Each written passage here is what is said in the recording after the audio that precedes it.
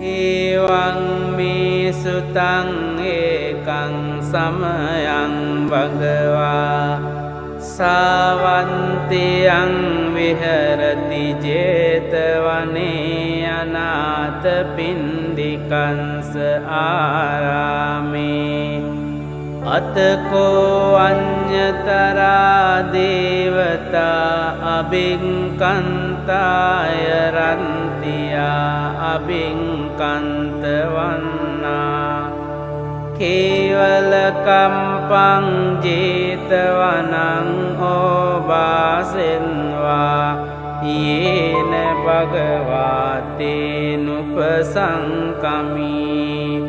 උපසංකමින්වා භගවන්තං අභිවාදෙන්වා ඒකමන්තං අන්තාසී ඒකමන්තං තිතාකෝසා දේවතා භගවන්තං ගාතාය අංජබාසී බහුදේවා මනුන්සාච මංගලානි අචින්තයොං ආකංකමානා සොන්තානං බ්‍රෝහි මංගලමුන්තමං අසේවනාච බාලානං පණ්ඩිතානංච සේවනා පූජාච පූජනීයානං ඒතං මංගලමුන්තමං පතිරූපදේශවාසෝච පුම්බේජ කත පුඤ්ඤතා අන්ත සම්මා පනිදිච ඒතං මංගලමුන්තමං බාහු සංචංච සිම්පංච විනයෝච සුසිංකිතෝ සුභාසිතාච යාවාචා ඒතං මංගලමුන්තමං මාතා පිතු උපට්ඨානං පුන්තදාරංස සංඝෝ අනාකුලාච කම්මන්තා ඒතං මංගලමුන්තමං දානංච ධම්මචරියාච ඥාතකානංච සංඝෝ අනවංජානි කම්මානි ඒතං මංගලමුන්තමං ආරති විරති පාපා මංජපානාච සංයමෝ අප්පමාදෝච ධම්මේසු ඒතං මංගලමුන්තමං ගාරවෝච නිවාතෝච සන්තුන්තිච කතං යුතා කාලේන ධම්ම සවනං ඒතං මංගලමුන්තමං කන්තිච සෝව චන්සතා සමනානංච දන්සනං කාලේන ධම්ම සාකච්ඡා ඒතං මංගලමුන්තමං තපෝච බ්‍රහ්මචරියංච අරිය සංචාන දන්සනං නිබ්බාන සංචිකිරියාච ඒතං මංගලමුන්තමං පුන්තංස ලෝක ධම්මී චින්තං යන්සන කම්පති අසෝකං විරජං කේමං ඒතං මංගලමුන්තමං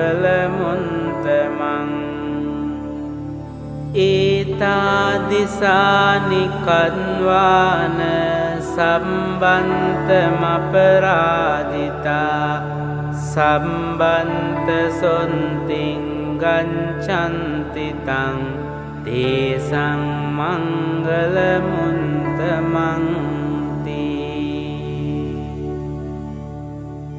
ඒතේන සංච වංජේන හෝතු තේ ජය මංගලං ඒතේන සංච වංජේන හෝතු තේ ජය මංගලං ඒතේන සංච වංජේන හෝතු තේ ජය මංගලං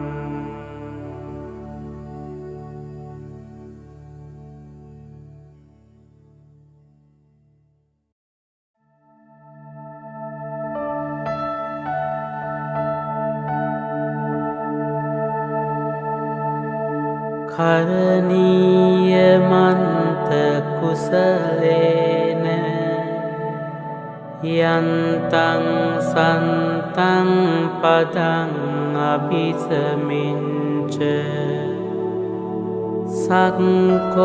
සක්කෝජුච සුජුච සුවචෝචන් සමුදු අනතිමානි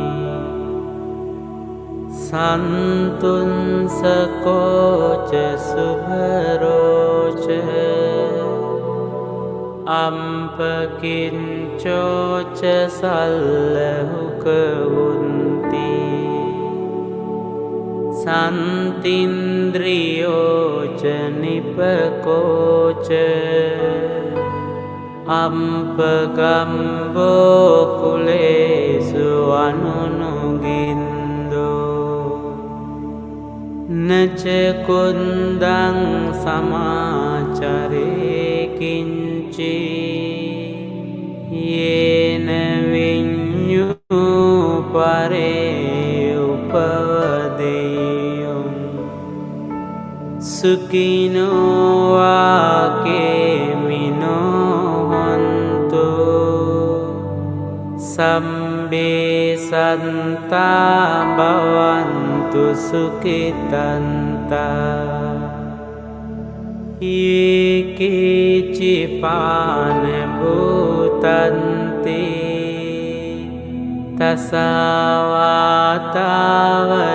තසවාතාවරාවා අනවසේසා දීඝාවායේ මහන්තාවා මංජිමාරංසකානුකතුලා දිත්ථාවායේව අන්දින්තා යේච දුරේ වසන්ති අවිදුරේ භූතාවා සම්භවේසීවා සම්බේ සන්තා භවන්තු සුඛිතන්තා නපරෝ පරං නිකුම්බේත ඥාති මඤ්ඤේත කන්ත චිනං කංචි ව්‍යාරෝසනා පටික සංඥා ඥාඤ්ඤ මඤ්ඤංස දුක්ඛ මිච්ඡේය මාතා යතානියං පුන්තං ආයුසා ඒක පුන්ත මනුරංකේ ඒවම්පි සම්බභූතේසු මාන සංභාවයේ අපරිමාණං මෙත්තංච සම්බලෝකස්මින් මාන සංභාවයේ අපරිමාණ උන්දං අදෝච තිරියංච අසංභාදං අවේරං අසපත්තං තින්ඨංචරං නිසින්නෝවා සයානෝවායාවතන්ස විගතමින්දෝ ඊතං සතින් අදින්ඨේය බ්‍රහ්මමේතං විහාරං ඉදමාහෝ දින්ඨින්ච අනුපගම්ම සීලවා දන්සනේන සම්පන්නෝ කාමේසු විනය්‍යගේදං නහි ජාතු ගම්බසේයං පුනරේති.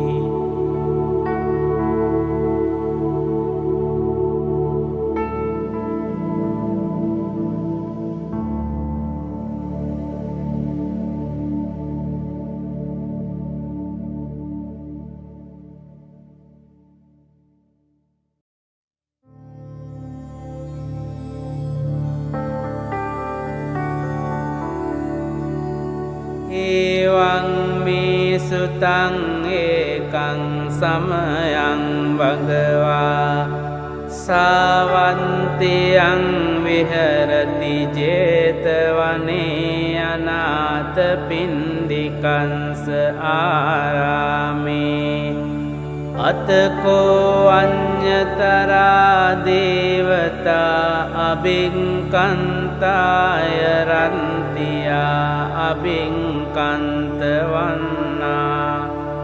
කේවල කම්පං 제තවනං ඕවාසෙන්වා යේන භගවාතේනුපසංකමී උපසංකමින්වා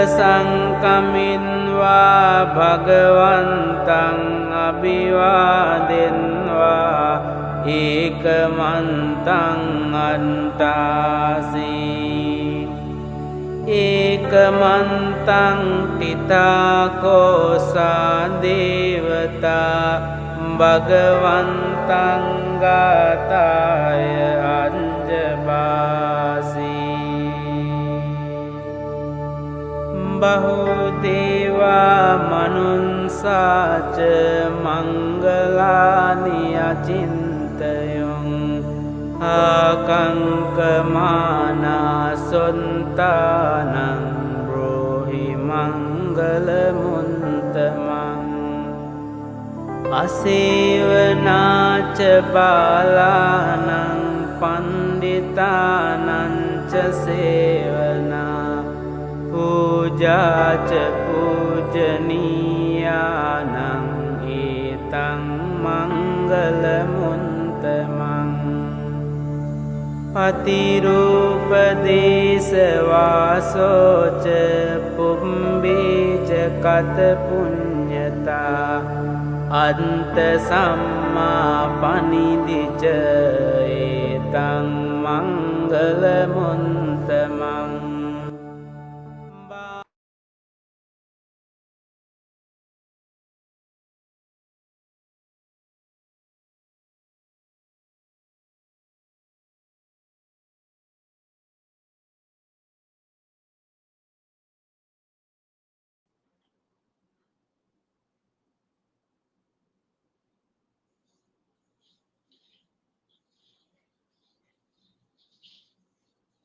Good morning. Good morning to all brothers and sisters who have logged into this morning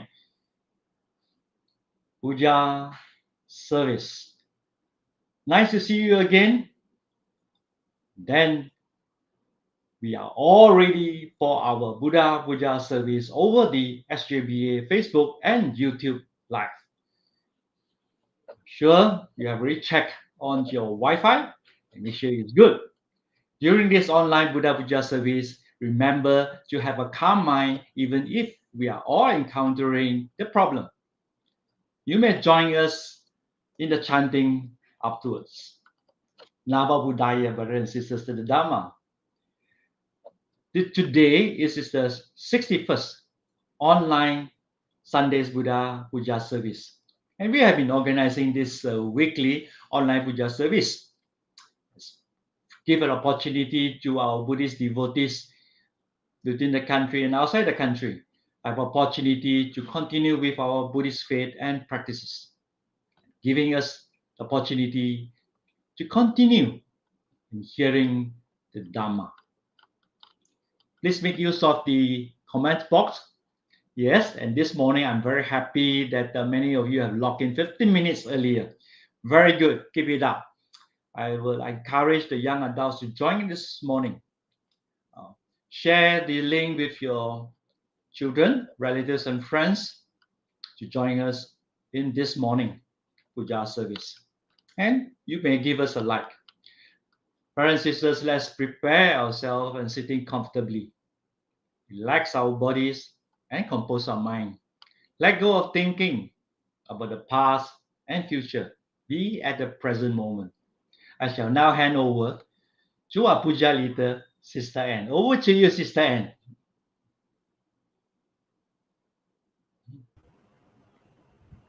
Thank you, Brother Chan. Good morning, brothers and sisters in the Dhamma. Namo Buddhaya. Let us begin with our Sunday Buddha Puja. May we invite Brother Jim to make the offerings to the Buddha. Brothers and sisters in the Dhamma, if you have prepared the offerings, you may also light your candles or oil lamps and make your offerings to the Buddha. To the other devotees, let us place our palms together in Anjali and have a calm mind. Namo tassa bhagavato arahato samma sambuddhassa. Namo tassa bhagavato arahato samma sambuddhassa. Namo tassa bhagavato arahato samma sambuddhassa. Namo tassa bhagavato arahato samma sambuddhassa. Brothers and sisters in the Dhamma, let us pay homage to the Triple Gem. Buddhang pujami,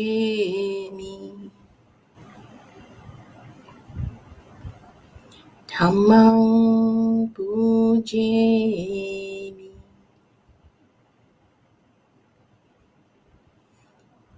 Sanghang pujami.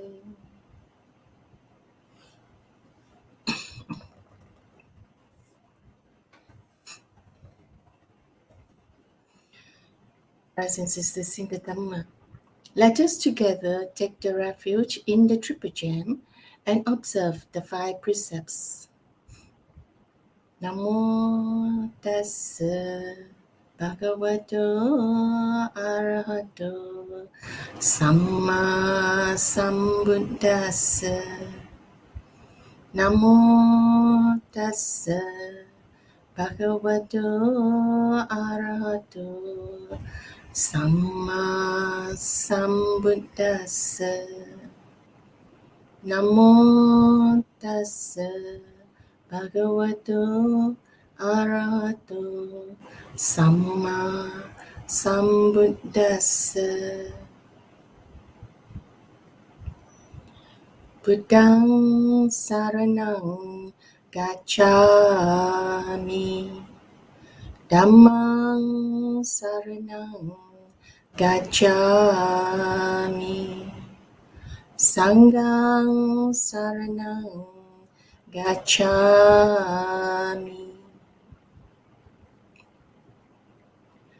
Dutiyampi buddhang saranang gacchami. Dutiyampi dhammang saranang gacchami. Dutiyampi sanghang saranang gacchami. Tatiyampi buddhang saranang gacchami. Tatiyampi dhammang saranang gacchami. Tatiyampi sanghang saranang gacchami.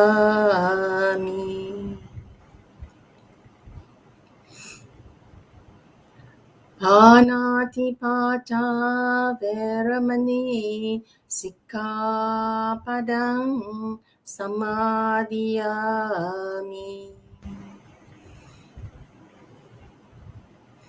Adinadana veramani sikkhapadang samadhiyami.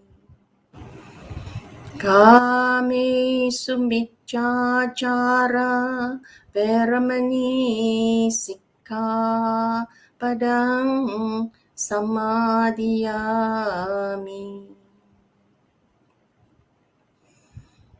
Musavada veramani sikkhapadang samadhiyami. Suramiraya majjapama dattana veramani sikkhapadang samadhiyami. Imani panca sikkhapadani samadhiyami. Imani panca sikkhapadani samadhiyami. Imani panca sikkhapadani samadhiyami. Sadhu, sadhu, sadhu.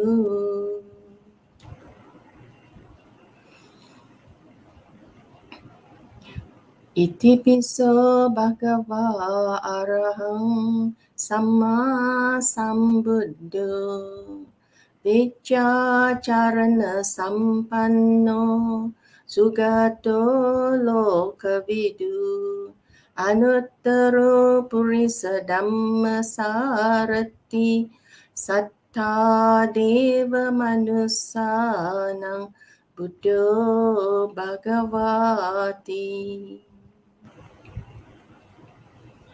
Swakato bhagavata dhammo sanditiko akaliko ehi passiko opanaiko paccatang veditabbo vinyuhiti.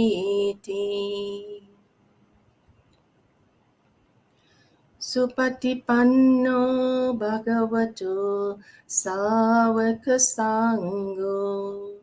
Ujupatipanno bhagavato sāvaka sangho. Nyaya patipanno bhagavato sāvaka sangho. Sami cipatipanno bhagavato sāvaka sangho.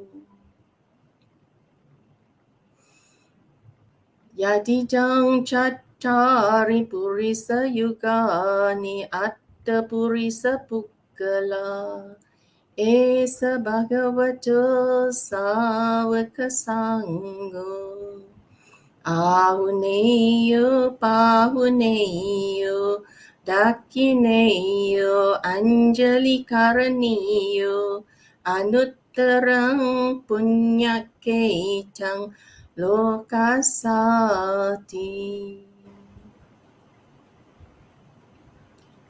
Vandami Chetiyang Sabbang Sabbatani Supatititang Saririkadatu Mahabodhi Buddha Rupang Sakalang Sada Yasamule Nisinova Sabbari Vijayang Aka Pato Sabbanyutang Satta Vande Tang Bodhipadapang Ime ete mahabodhi lokanatena pujita aham pite namasami bodhi raja namatute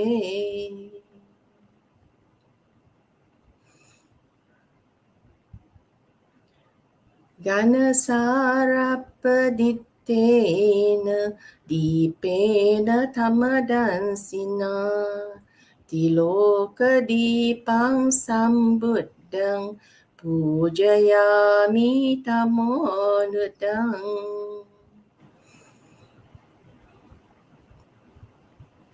Ganda sambara yuttena dupenahang sugandina pujaye pujaniyang tang puja bhajana muttamang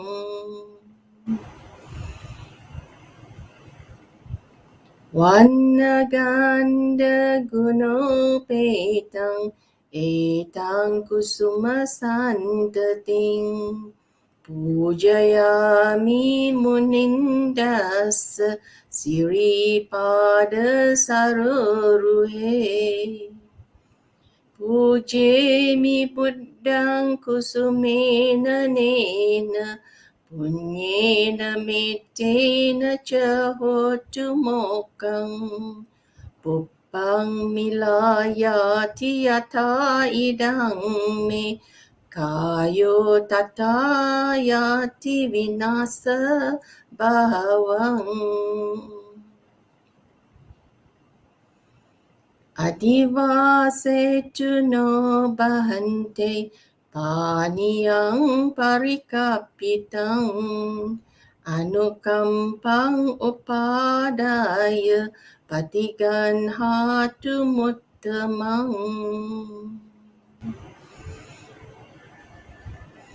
Kayena vacha chittena pamadena maya katang Acayang kamame bante buripanya tathagata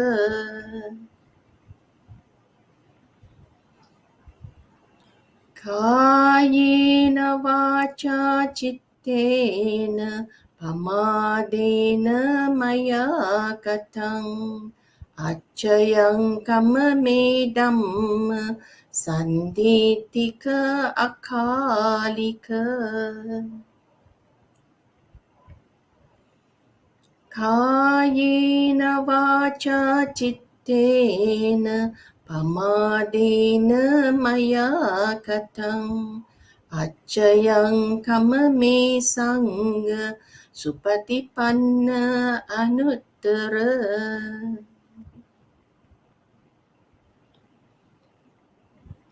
Sadhu, sadhu, sadhu.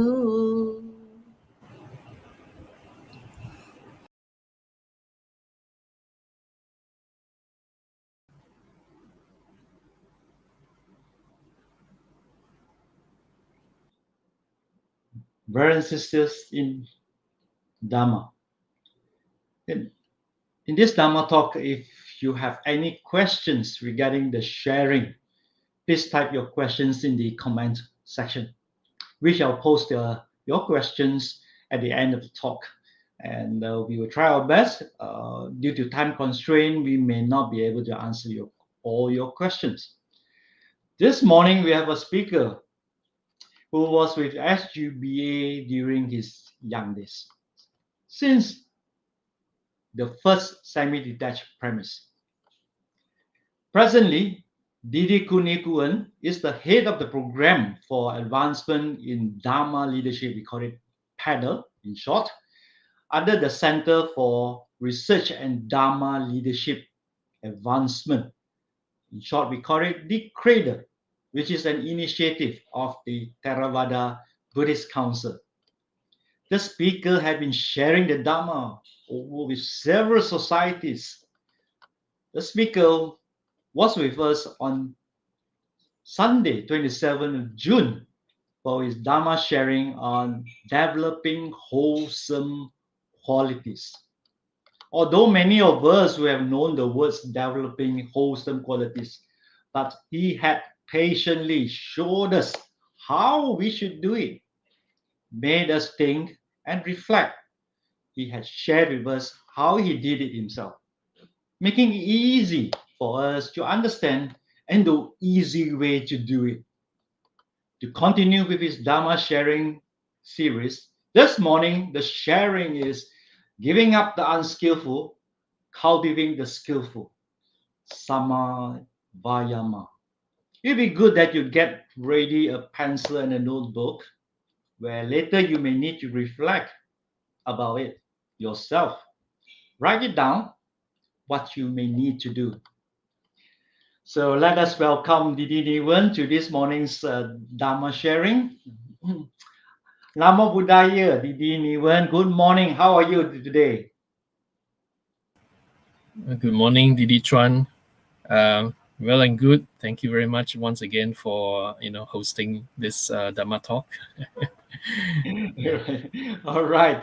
We all have been looking forward to hear your Dharma sharing. In fact, your last Dharma sharing was very inspirational as you were sharing your experiences, and definitely it's easy to understand. We'd like your practical advice on how to follow the suggested steps after your sharing. But brothers and sisters, the speaker's mission is to help others in the practical aspect on how to practice. The Buddha gave practical advice on how to recognize and abandon unskillful habits, develop skillful ones that contribute to our well-being and happiness. This session explores how we can identify our skillful and unskillful qualities and apply Dharma wisdom to bring about positive change in our life. So over to you, Didi Niwan. Thank you, Didi Chuan. Thank you very much. Thank you very much for that generous introduction. Didi Chuan has been working with me and I've been working together with him on several initiatives, and including this particular Dhamma talk that I 3 months ago in July, I shared a similar theme regarding habits. And I thought that it would be good to do a continuation. But I'll walk you through some of the basic things as well, because some of us may have forgotten, many things. But first of all, allow me to first thank Didi Chuan for getting this organized. I'd like to also thank the organizers, but Didi Chim, who has been my longtime friend and senior in SJBA, Sister Anne for skillfully leading the puja, and two other persons, Brother Yik and Brother Alfred, who has been behind the scenes making sure that this platform is conducive for everyone who are now tuning in the comfort of your own homes and trying to learn the Dhamma on a Sunday morning. I just saw the Facebook, this is the 61st online Buddha Puja. And if you have been doing it weekly, we have been online for over a year. And and it's been good because despite the pandemic and the limitations, you're not able to visit the SGBA, physically, but online we are able to now, sit in the comfort of our home, but at the same time making our mind ready for receiving and learning of the Dhamma. I think it's a good blessing to have. In the Mangala Sutta, Kalina Dhamma Savanang, timely hearing of the Dhamma is a blessing. Okay, timely hearing of the Dhamma is a blessing. So when we are able to meet physically, hopefully soon, perhaps we can come together and do the other blessing is Kalina Dhamma Sakkacha, which is a timely discussion of the Dhamma. So all these are blessings. So at least we get to hear the Dhamma. And I like to say that Dhamma talks like this is not just about the speaker presenting and then we are sitting there and trying to receive and understand. But normally a good Dhamma engagement is where we can, as we hear the Dhamma, we also reflect, internalize, and in that way engage with the speaker. So whilst we are not physically engaged via the online platform as you watch, try to mentally and emotionally engage with any, not just me, but any speaker that is delivering, and wholeheartedly, so that when we are wholeheartedly focused and calm and just listen fully for one session itself, it can create a lot of positive energy and good things as well. And this is one of the good habits to build when we listen to Dhamma talks. Don't just listen for the sake of listening. Build a habit of listening to the Dhamma in a very proper way. In that way, then we benefit from the session, and we don't feel that we are wasted our time.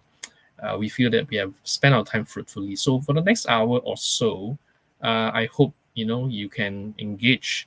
I always believe a Dhamma talk is a Dhamma engagement session. It's when we engage with each other, in this learning journey. So before I begin, allow me to first of all pay tribute to the Buddha once again for making all this Dhamma learning possible for all of us.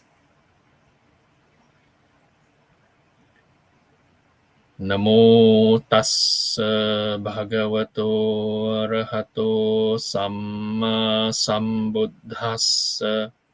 Namo tassa bhagavato arahato samma sambuddhassa. Namo tassa bhagavato arahato samma sambuddhassa.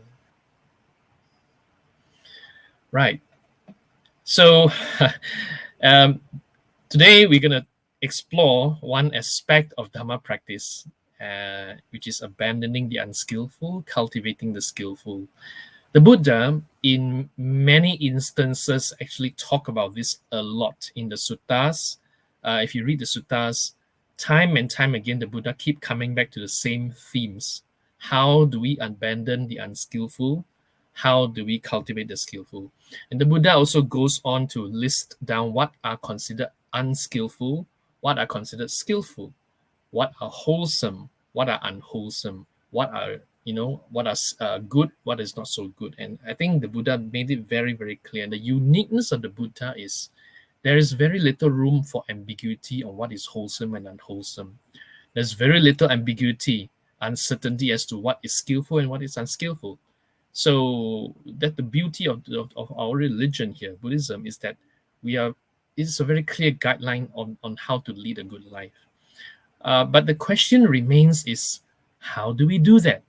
How do we make the best out of the teaching, the beautiful teachings of the Buddha, and make it, okay, now I know lah, I know about the sutta, I know about this, I know about what the Buddha says. So how do I internalize it? How do I make it happen for my life in a more effective way? Otherwise, it remains theory. So today I will try to share with you one of those techniques, if you can call it a way, a method in which we can utilize what the Buddha has taught and make it more practical for learning, not only for learning, but also for daily practice. This is what I have shared, I've done, and I invite you to maybe also experiment with this. So to begin, let me just share this. So the questions that we always ask is, what is the single most desired thing we all want in life? How do we get them? And when we say single most desired thing that we want in life, at the end of the day, in the final analysis, it's not so much about the things that we are being taught, being told, you should have this, you should have that, you shouldn't have this, you shouldn't have that. At the end of the day, we all want one thing only. But a lot of times we don't want this.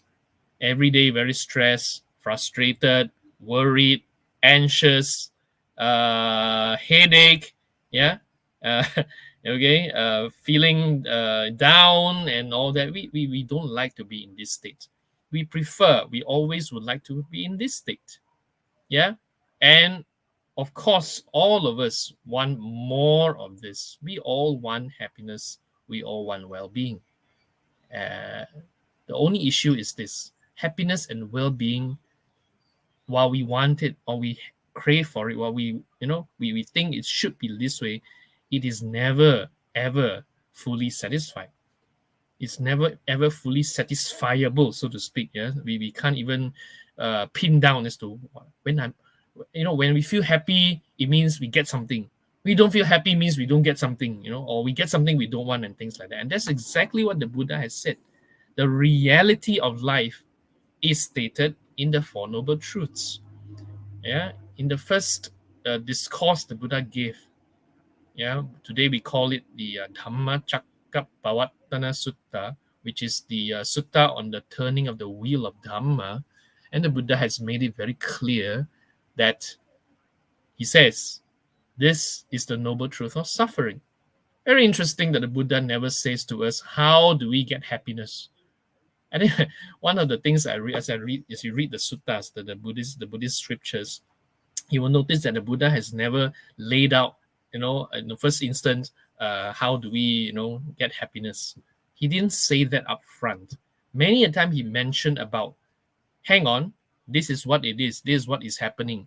Look at it first. Look at it first. In other words, he's trying to tell us there is a problem called suffering. Acknowledge it. Look at it carefully. And he says this: what is suffering? What is dukkha?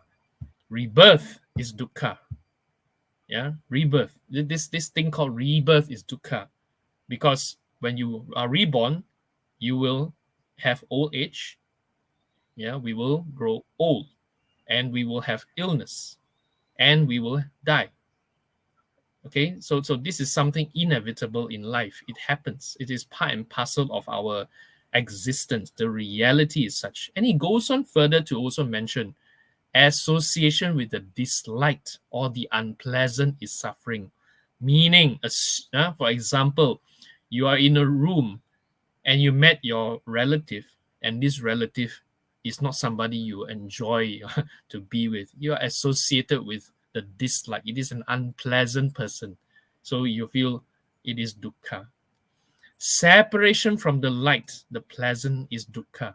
In other words, when we are not able to be with somebody that we like or be with the thing that we like, is actually dukkha. For example, now, of course, we went through for the longest time, the lockdown. Some of us have this we like the pleasant experience of going out and meeting with my buddies and have a good meal together, and we don't have that anymore. That is dukkha.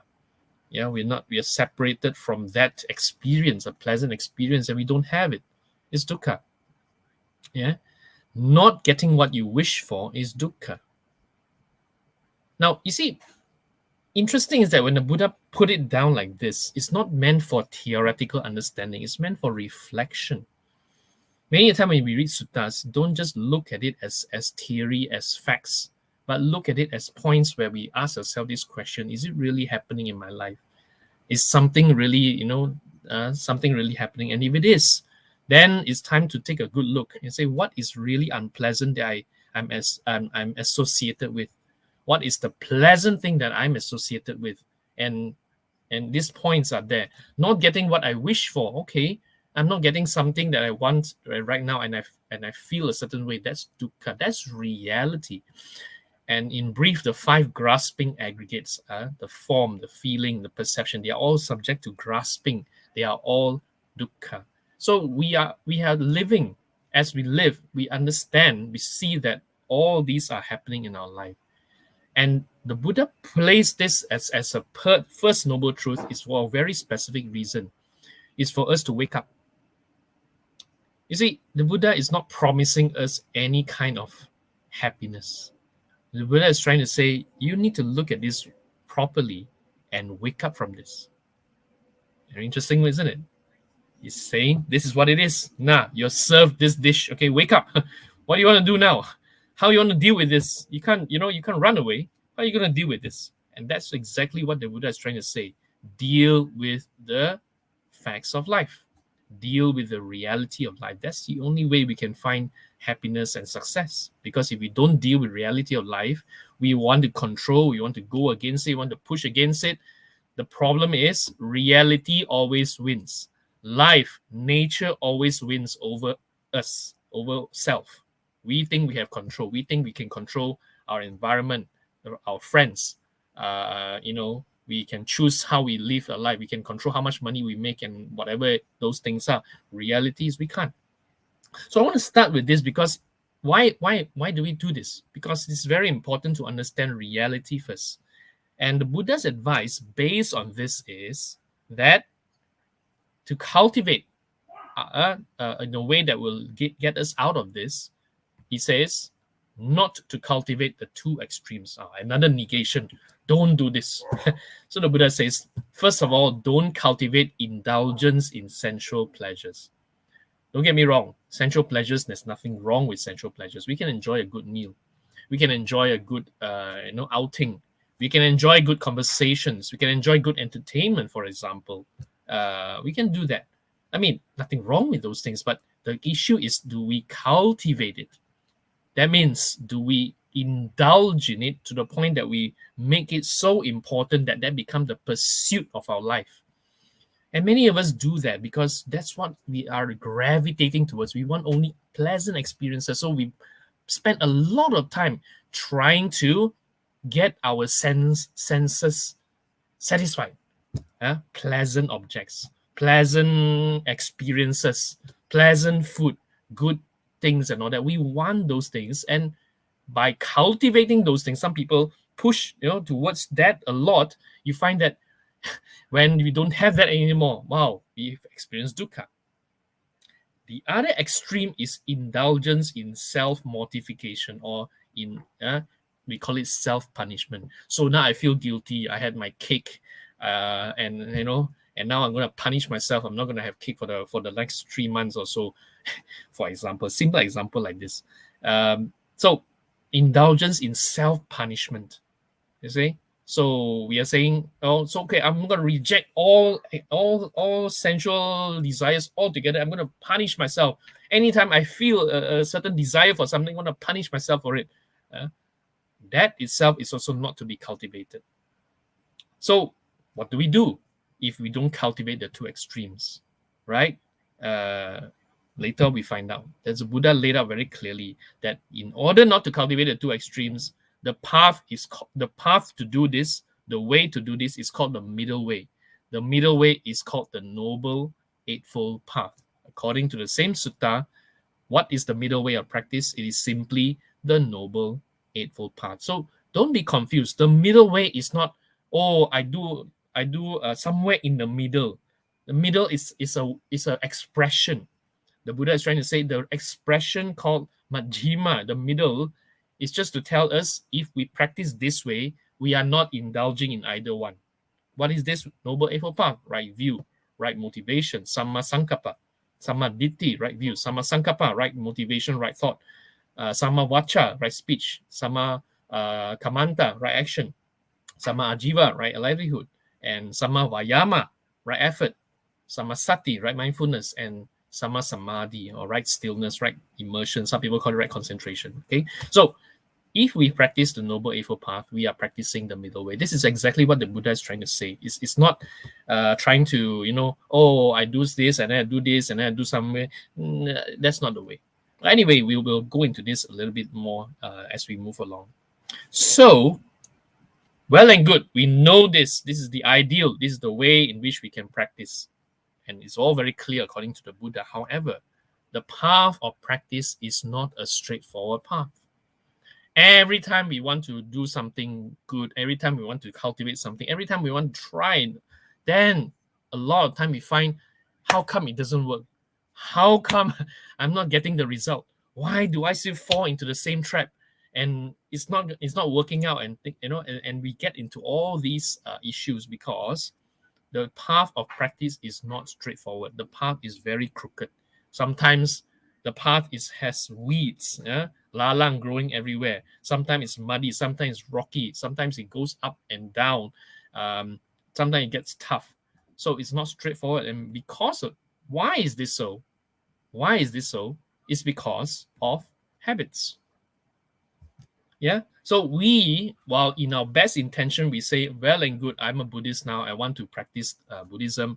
I want to do what is right. And some of us make that resolution, especially after you attended a Dharma talk. Let's say today you finish a Dharma talk and you do some pujas and meditation. Okay, I'm gonna be a good person. I'm not gonna get angry anymore. I'm gonna be very patient.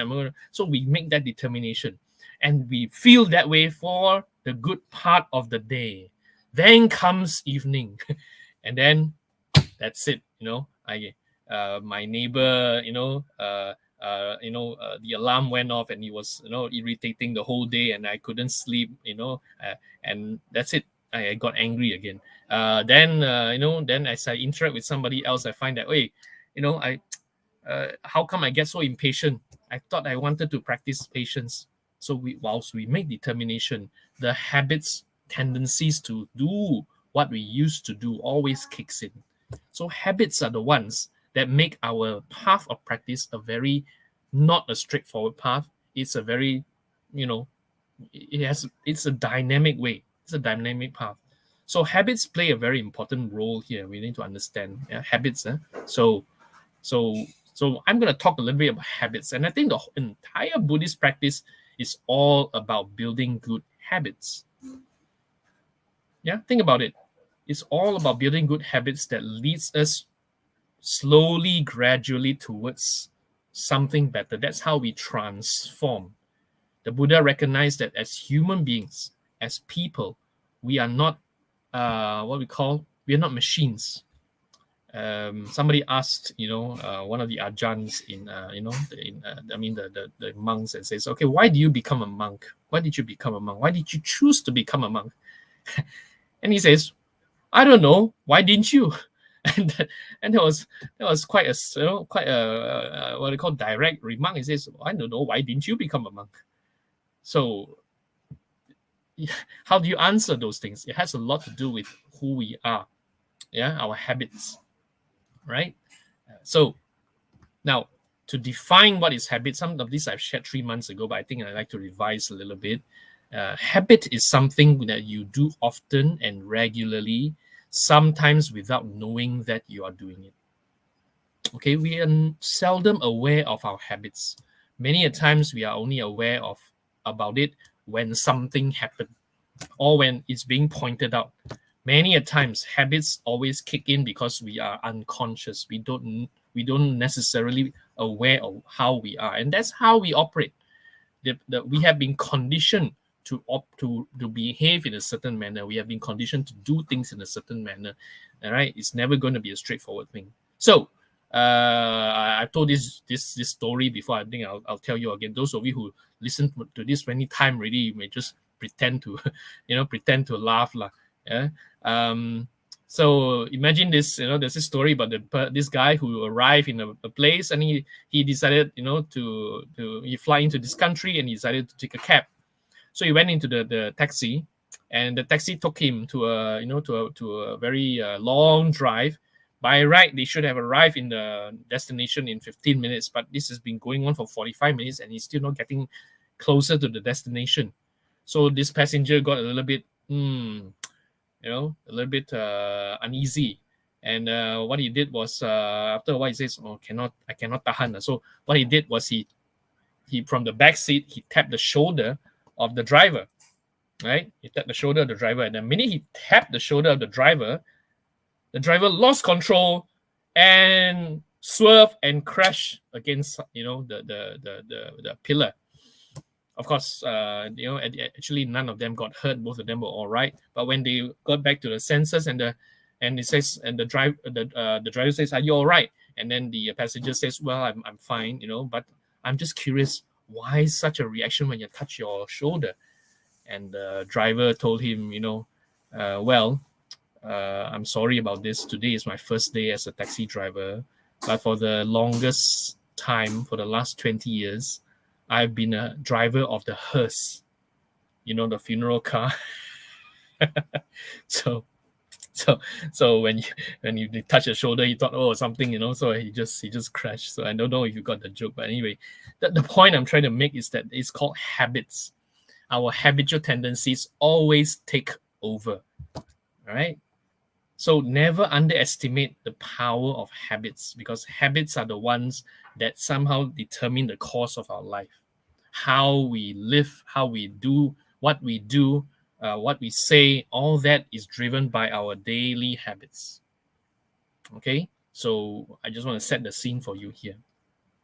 All right, and that's why I place a lot of emphasis on habits here. Habits is something that is so important, so crucial, and yet rarely understood, because if you can experiment with your own life, it's not a straightforward thing. Yeah. So let me see. Now, the nature of habits are like programs. Those of you who knows about computers, computers operate based on programs. Whatever has been programmed, it runs according to how it has been programmed to run. It will not run any other way.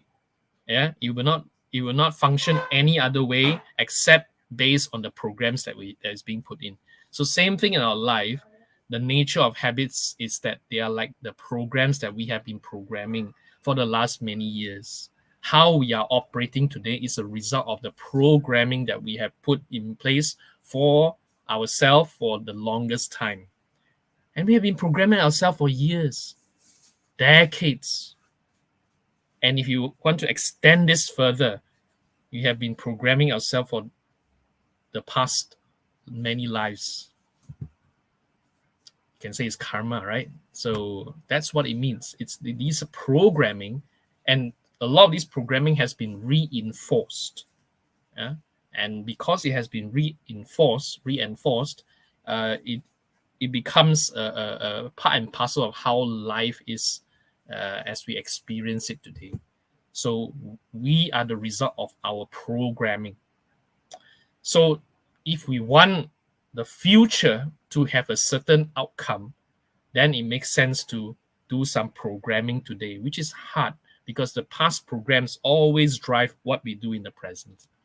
But that's nothing wrong with doing something in the present that will determine how our outcomes should be. Hopefully, by doing this, it will lead to better outcomes that we want to have. So according to the Buddha, habits are very tied to our well-being and happiness, because our well-being depends on what we do consistently over a period of time. The word here is consistently. Yeah, it is not about how strong our so-called determination is. It doesn't work. Most of the time, it doesn't work when we just have, in that moment, very determined, very gung-ho. How many of you do New Year resolutions? If you do New Year resolutions, New Year resolutions are what I feel so good. I know I just attended the talk and I just want to make a resolution. I'm going to meditate 2 hours every day, and then make the resolution. And then you make a determination. Fine, that's good. That's good. But how long will that last? Maybe 1 week, 2 weeks. But if we are not consistent, then over a period of time, you find that after a while, that determination doesn't carry on. The energy just stops there. So it's about consistency. Consistency versus intensity. Okay? Many of us some people are very intense. I want to determine, I want to do many things, but it's what you do consistently that counts. So our habits influence how we behave, which can lead to either positive or negative outcomes. So it can swing either way. So remember this, never underestimate the power of habits. Okay, habits are so crucial, very important for how we, how the outcomes we can see. According to the Buddha, there are two types of so-called qualities or habits. the good and the bad. Yeah, the unskillful qualities are called akusala dhamma.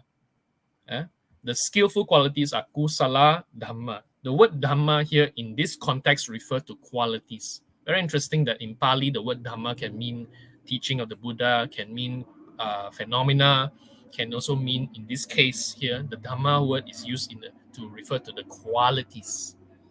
Yeah, it can be our habits, it can be our mindsets. Yeah, so all these are what we call akusala and kusala dhamma. We have these two. So the whole idea behind our Buddhist practice to begin with and throughout our entire life is how can we reduce the bad habits, reduce the unskillful, and increase the skillful. In other words, how can we reduce, minimize, and abandon the unskillful? And how can we increase, develop, cultivate the skillful? The more we do this, the more we are leading towards a more positive and a more desired outcome in life. Yeah. So this is Buddhist teaching. It's not complicated. It's not something very mystical. It's very simple, down to earth, and practical, which the Buddha has repeatedly mentioned this in so many places. And habits here can refer to physical habits, habits of speech, yeah, verbal habits, as well as so it's bodily habits, verbal habits, and habits of the mind, mental habits, mental qualities. So if you know Dhammapada 183, yeah, some of us can even chant this very well. Sabba papasa akarana kusalasa upasampada sacitta pariyoda panna etang buddhana sasana. So etang buddhana desana. So avoid evil, do good, cultivate the mind. These are the teaching of the Buddha. Yeah, so that's exactly what the Buddha is trying to summarize for us here. Of course, how do we do it? There are many ways and techniques that the Buddha has given. Sometimes he prescribed a certain technique for some people. Sometimes he tells monks in a different way. There are different ways in which we can do this. So this is very important to recognize that we have both skillful, the unskillful. We need to cultivate the skillful and abandon the unskillful. But first of all, it's not, as we said, because of programming, because of our tendencies. It's not a straightforward thing. It's not something we can just wake up and flip the switch and we change entirely how we wish. We can't do that. We need to do a lot more things than this. So the Buddha gave us very, very clear guidelines. But before you even do that, to solve any problem, it's always good to go back to the root causes. What are the causes of our unskillful qualities? What are the roots that make us do these things that we do? Yeah. Now, as I move along, if any of you have any questions, please, fire the questions away. Don't need to wait until we finish. You can put the questions in the chat, in the comments. In fact, one of the good habits to cultivate, just to digress a little bit, one of the good habits to cultivate is actually called asking questions.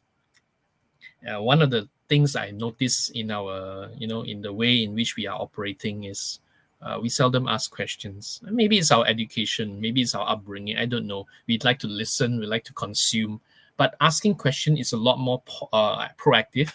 Asking question allow the mind to engage, further with the Dhamma talk. Asking question also helps us to be more reflective. Okay, as we reflect, we ask those questions and we make those questions. Whether it's helpful or not helpful for us. No question is stupid question. Any questions can do. So cultivate the habit of asking questions. Okay, never mind. So what are the root causes of our bad habits? They are the unskillful qualities, unskillful roots. There are 3 unskillful roots according to the Buddhism. They are, some of us can even recite this: lobha, dosa, moha. Okay, frequently translated as greed, hatred, and delusion. Okay, lobha in this is if you translate as greed, it is explained as wanting to have or get something you don't currently have. Okay, that's lobha. You want something you don't currently have. Dosa wanting to get rid of something you don't like. And moha is not knowing, not aware, deny, thinking that we are okay, and things like that. Let me give you one example. Let's say, for example, I have this so-called habit of interrupting people. I used to do that quite a lot during my younger days. Before the person finishes what he says, I come in, I step in, I say the next thing. I say what he want to say, or I say something else. So I have the habit of keep cutting in, and I never realized that I have been doing that a lot, to the point until even somebody was pointing out to me for several times before I realized that I actually have been doing it very frequently. And then I begin to ask, why do I do so? And these are stem from the roots. Loba, wanting to have or get something you don't currently have. Dosa, wanting to get rid of something. So in that moment, I want to say what I want to say, okay, which I'm not getting to say it, so I interrupt. That's called loba. Dosa, it means I don't want to hear what you are saying. Yeah. And moha, not aware of myself, thinking that I was right. So because of that, I interrupt you. That's how the bad habit works. So any of our so-called unskillful qualities stem from, normally, in most cases, in fact, in all cases, loba, dosa, moha.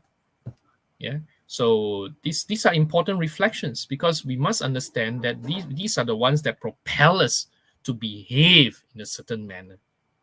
Let's take another example. Procrastination. Same thing.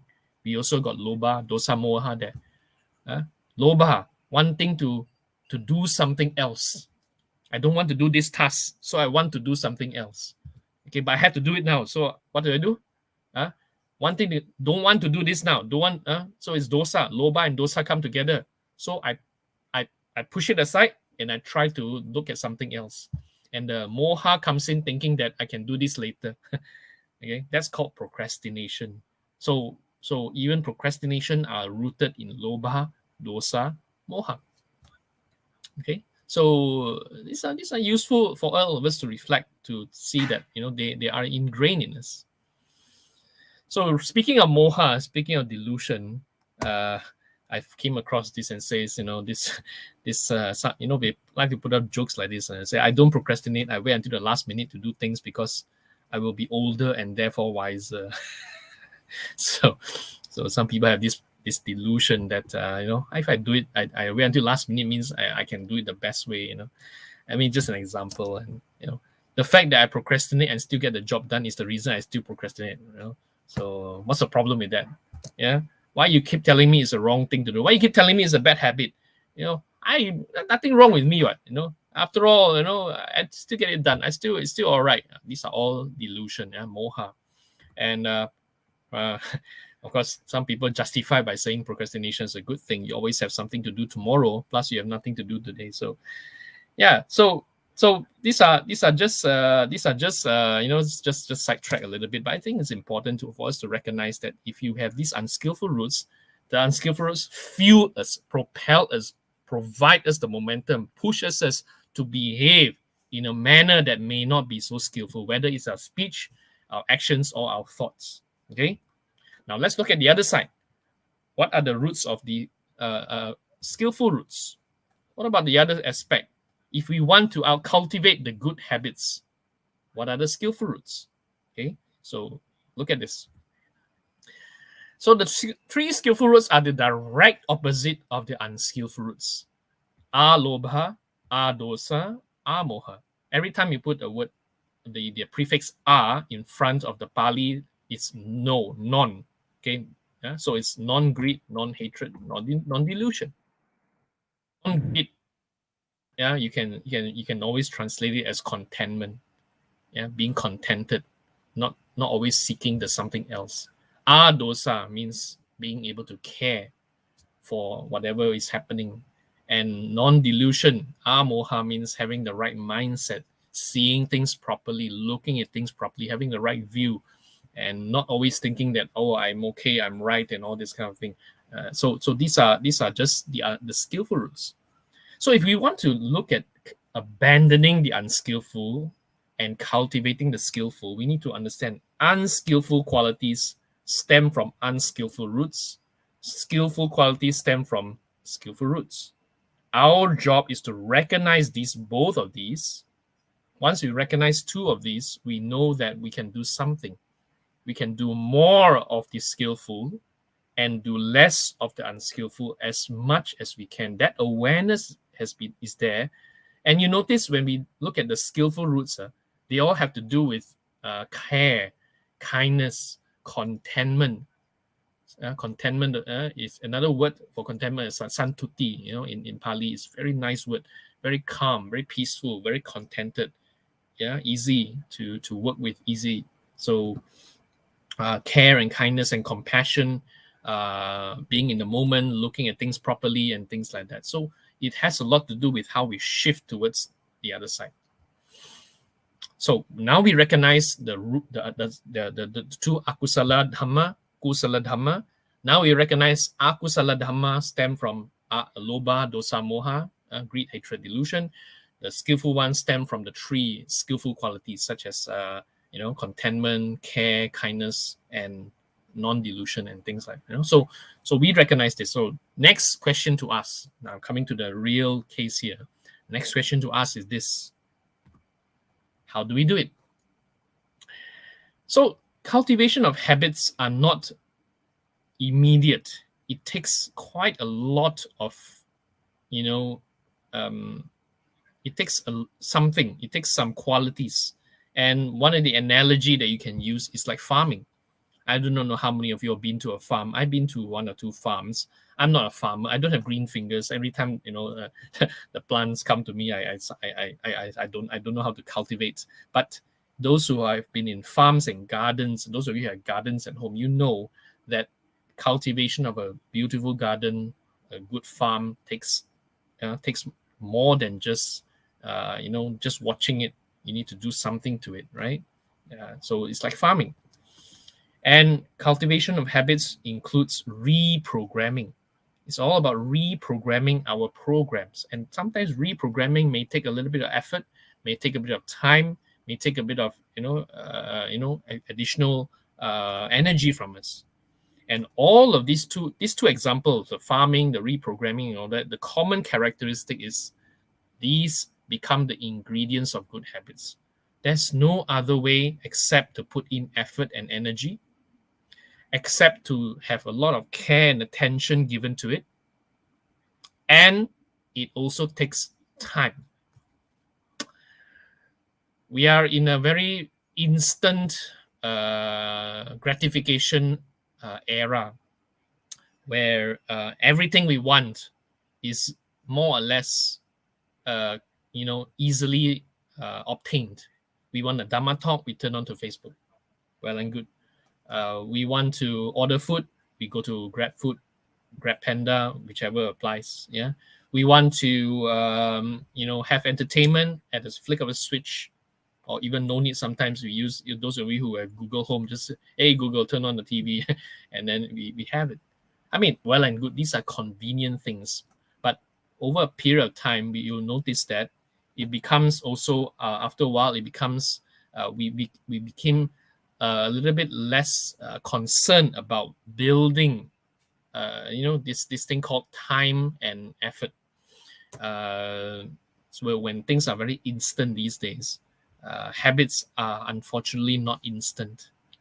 So you have to take note of this, that habits require effort, care, and also time.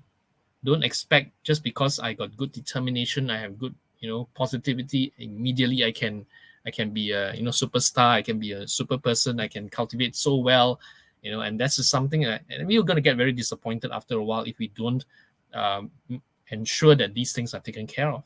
So effort, care, and time. So I'd like to offer to all of you here who are tuned in a framework for developing skillful qualities. This is not rocket science. This is something that I personally use as my own, practice. And I've taken the Buddha's wisdom from the Noble Eightfold Path called Samma Vayama, or sometimes we translate as right effort. Some people translate this as having the right, it's an exercise. Yeah, it's an exercise. So let me just first show you what Samma Vayama means according to the Buddha, as explained in the Vibhanga Sutta. So, and what is right effort? It is when a bhikkhu generates enthusiasm, tries, make an effort, exerts the mind, and strives so that bad, unskillful qualities don't arise. Okay, just take note of the words first. They generate enthusiasm, make an effort, exert the mind, and strive so that unskillful qualities that have arisen are given up. So, okay, look at this. There are some qualities that are unskillful, that's not yet there. Our role, our job is to make an effort not to let it come up. Okay, they are potentially there. We are not allowing it to arise. And those habits that have already arisen, we give them up. Yeah, we put them down. We make an effort to minimize it. Further, the Buddha said, they generate enthusiasm, make an effort, exert the mind, strive so that the skillful qualities that is not yet there, we let them arise. And they generate enthusiasm, make an effort, exert the mind so that the skillful qualities that is already there remain, are not lost, but increase, mature, fulfilled by development. Very, very simple statements here, but there's a lot of meaning because this is real. These are real practice. These are not theory. Okay? And right effort, in this case, there are 4 right efforts actually. You read here, there are 4 right efforts, and I'll show it to you in a visual way, right? So I like to take it a lot more on a visual scale, and this is where I invite all of you here to do this with me. I think Didi Chuan mentioned this morning that you might want to take a piece of paper or notebook. I think there's a reason for this because I'm going to use a visual method in which we can take Samma Vayama into a lot more practicable, practice way. So I use it as a tool. I don't know about you, but this is to me a very useful tool. So you can draw something like this. You draw 4 quadrants. On the left-hand side, you say, you just label it as unskillful. On the right-hand side, you label it as skillful. And then here is where you have arisen. That means they are present. And then you have not yet arisen, which is, you call it not yet there, they are potential. Yeah. So hang on. So there's something. All right. So this is where the whole thing is. Now, what we can do based on this is a simple, we call it a matrix. Yeah. Of course, the Buddha never shown matrices. This is something that we use in a modern sense to visualize what he's trying to say to us. So what you can do if you have drawn on your own piece of paper is you can start to populate the boxes here. Let me give you an example. I like to always start with those habits that have already arisen. That means I know I have these habits. For example, some of us may have procrastination. Some of us may have a habit of interrupting people. Some of us have a habit of getting impatient, agitated. Some of us like to overindulge in certain things. So why don't we list them down? Now, this is called recognizing. In fact, if you want to solve your problem of habits, the first step is to recognize you got it first. So first step is to recognize the bad qualities, the unskillful qualities. What are they? Now, I'd like to invite you to do this with me. So take a moment, maybe think about it. And you may not list, it doesn't have to be 4 or 3. It can be a few, right? So you should just list them down. Which one comes to mind that is considered my own personal unskillful habits that I have? Okay, so you might want to do that. Okay, and next, you also list the ones that is not yet there. Some unskillful habits have not yet arisen. They are potentials. For example, if you have never indulged in alcohol, but you know it's a potential there, anytime, that can also happen, then you put it down. It's a potential. unskillful quality that I'm not, I personally don't have it, but I know its potential. All right. Some of it, for me myself, I never forward unverified news via social media, but I have a potential to do that. It's not yet there, but I know it may happen, so I put it down. Getting angry too easily, having a hot temper. I am quite even temper. I won't say very hot, but there is a potential that I can also become agitated easily, getting hot temper easily. So I also put it down there. So you might want to do that as a listing. Again, need not be equal. Some of us have more on the top, some of us have more on the bottom. Right? So then what you can do, this is to recognize the unskillful first. This is, personally, I find writing it down makes us more aware of ourselves. When we don't write it down, then you find that it becomes just, I know lah, but actually you don't really know. But the minute you write it down, I did this for myself. As I wrote it down, I noticed, actually, these are my top unskillful habits.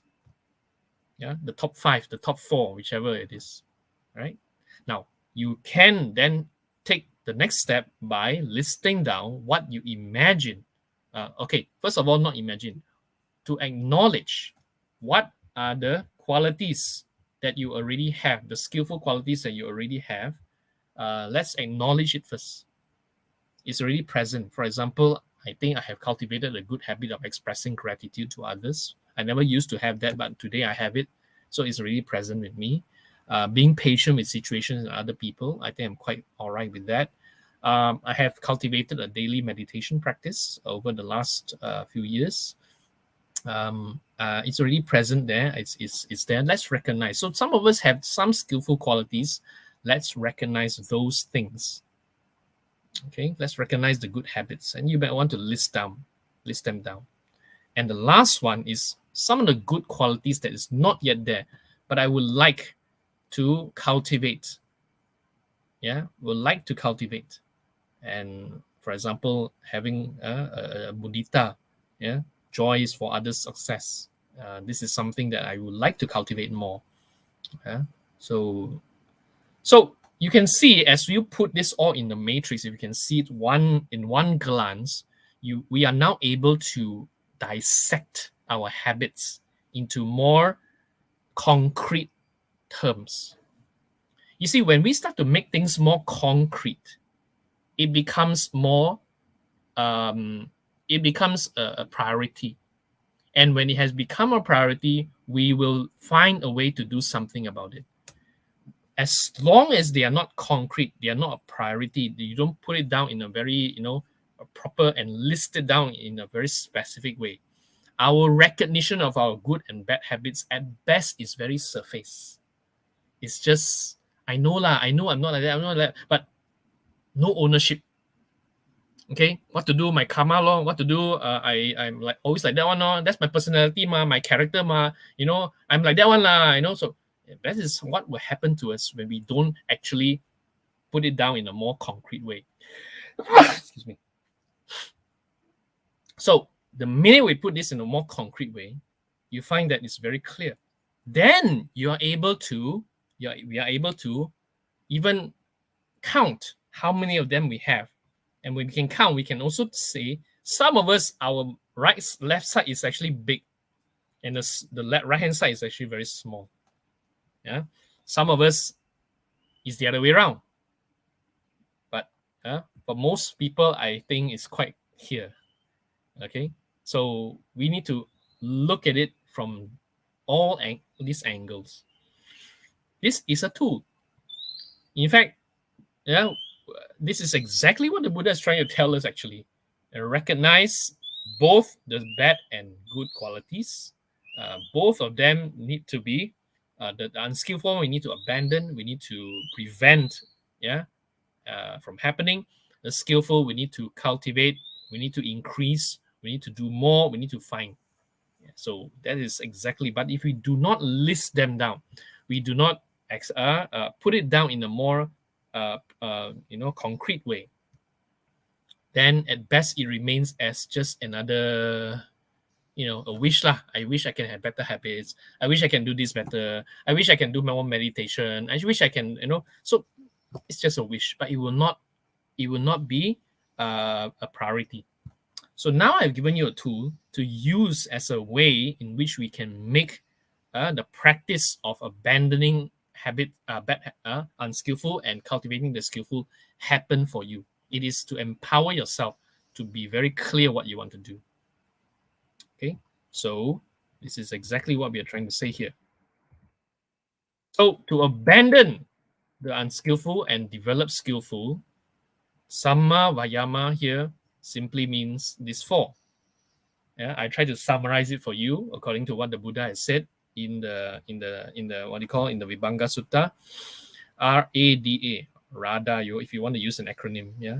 So for those unskillful habits that have already arisen, our job is to reduce it, abandon them, or if you can't, at least minimize. Yeah, at least reduce, minimize. We have the habits already, we can minimize. Yeah, and eventually it will be abandoned. That is something we have to be very well aware to reduce them. Okay, then the next one, if those skillful habits have not yet arisen, we know it is there, but I don't have that habit, but I know it's potentially can be one. So my job is to avoid it. My job is to stay away. My job is to restrain myself from it. I heard a talk by Ajahn Brahm, who mentioned that one time there was this person who came into the monastery and he did a meditation retreat. And he lived in the monastery, as a layperson for a period of time, as a guest of the monastery. And this person was a drug addict. And that person was, was a heroin addict, I think, and a very bad addict actually. But he wanted to sort of, break the habit, and maybe he went into rehab and many other things. But he went into the meditation, and he had a good meditation experience.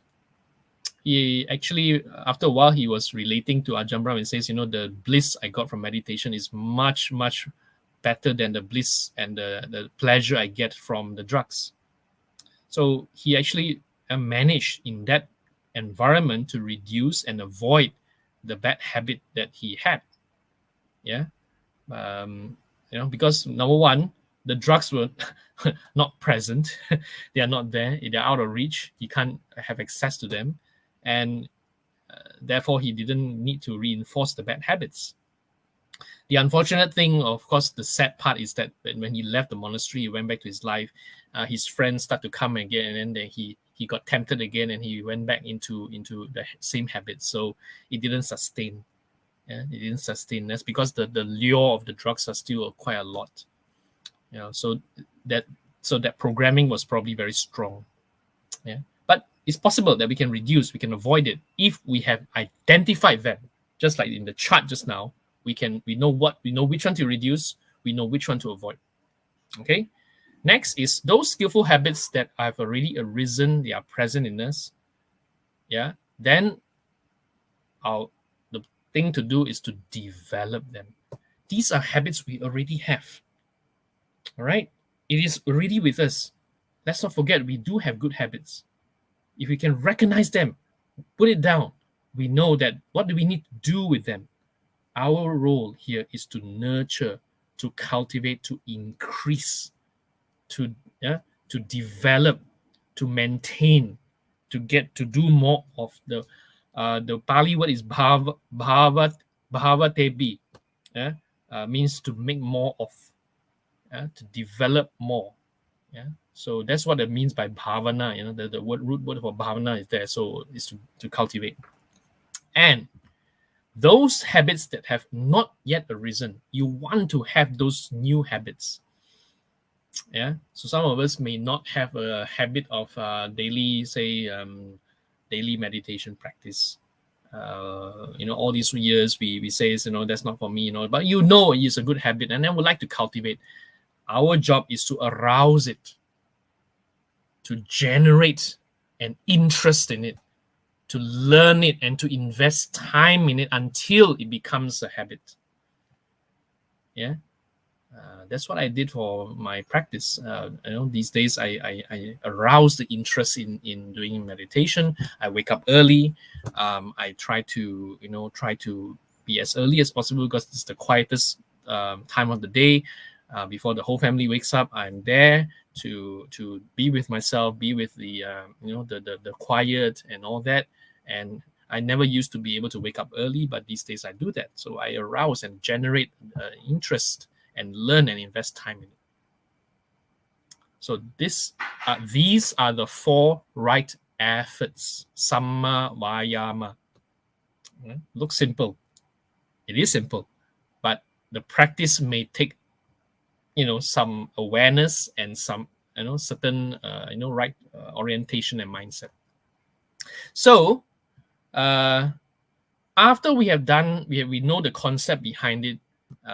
This additional 2 more slides I'd like to show is to have a personal action plan. If you want to develop skillful qualities, if you want to abandon unskillful, the only way to make it happen is to make it happen. And to make it happen, you need to have a plan.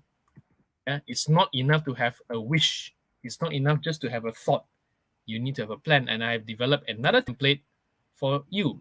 Assuming you have listed it down in this manner, you have put it down in a very, systematic way and so on and so forth. In life, the reality is we can't do everything at once. Let's be real. Let's be realistic. You want to do everything at once, it's not going to happen. You want to abandon everything at once, you want to cultivate everything at once, it's not going to happen. We need to be selective so that we can focus. So let's make a choice. Let's choose which are the one that I would like to pay attention to. So then you either you circle, you bold, you underline, and say these are the ones that I want to work on. Okay, these are the ones that I want to work on. You make a this is where we consciously make a choice, consciously make a selection, so that it becomes a very it becomes a focus. If we don't make that selection, it's just in general, I know lah, but what to do next? Now it's about making a selection, making a choice, and say these are the ones I'd like to pay more attention to. And after we have done so, we can now have a action plan. Now this is something for you as an option. So for example, if you look at this here, a habit or that I would like to focus on is called procrastination. Let's say, is it already there? Yes, I am a frequent procrastinator. Yeah. What about here? I like this is a habit I would like to do. I would like to have. Yeah, doing the first thing first. Is it not yet there? No. And then another habit of expressing gratitude. Already there? Yes. Very good. Daily meditation? Yes. Yeah. And so on. Now, what we need to do here is called personal action plan. Personal action plan means you now put it down as what I can personally do to cultivate these habits. Like for me personally, I make it my personal action plan to do my weekly planning every Sunday, whether morning or evening, to list and prioritize the important things to pay attention during the week. And I repeat the routine every week for the next 4 weeks, at least, until it becomes a habit. All right.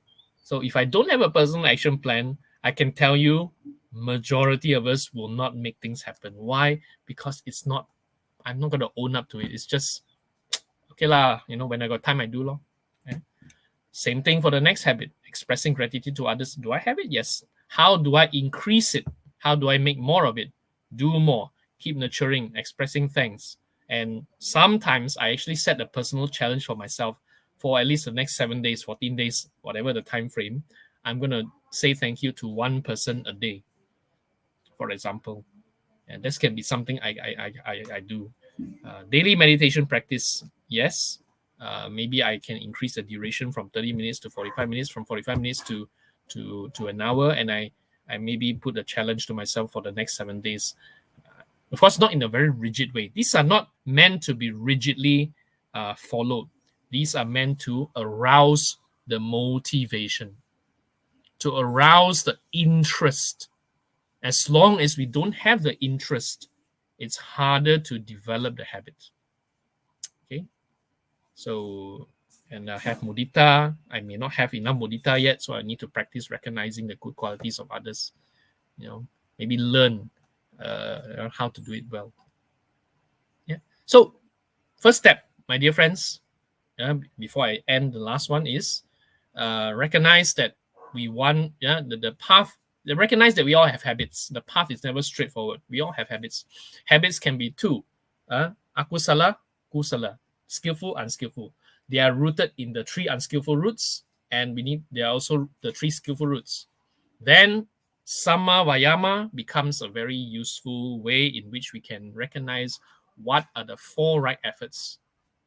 The habit that is already, the bad habit that has already arisen, I reduce it, abandon it. The bad habit that is not yet arisen, I try to avoid it. Yeah. The good habits that have already been there, I develop more. The good habits that are not yet there, let's arouse it. Let's generate more interest to it. 4 right efforts. And by doing so, yeah, it is all about repetition, cultivation, development. Remember, I mentioned the word consistency earlier on. And according to the Chanki Sutta, not Chanki Sutta, Chanki Sutta, the final truth, the final arrival at truth, Bharadvaja. Bharadvaja is the name of a Brahmin that the Buddha was advising, and lies in the repetition, development, and cultivation of those same things. In this way, there is the final arrival at the truth. In this way, one finally arrives at truth. In this way, we describe the final arrival at truth. So what the message here is, never underestimate the power of habits. Always pay attention to the habit that we have day to day as we look at it, as we do our cultivate ourselves. We know what we need to do, and it's about repetition. It's about cultivation, and it's about development, and it's about being consistent. Of course, what will help us along the way is we have good friends. We also have SJBA as our weekly guide for us to remind ourselves to develop those skillful qualities as well. So I have taken the big chunk of the Buddhist practice and tried to chunk it down and making it more specific into the areas that may be helpful. Hopefully with this, you all will be given a certain tool. Optional. Some of us may use the tool. Some of us may say, yeah, okay, I know what to do. That's fine. But with a tool, personally, I find it helps. And this tool is not my tool. It is the Buddha's method. And the Buddha has given very specific, very clear method. I'm just making it more visual for everybody to see. Yeah. So this is not what I said. This is what the Buddha said. The Buddha gave the Samma Vayama, the 4 right efforts.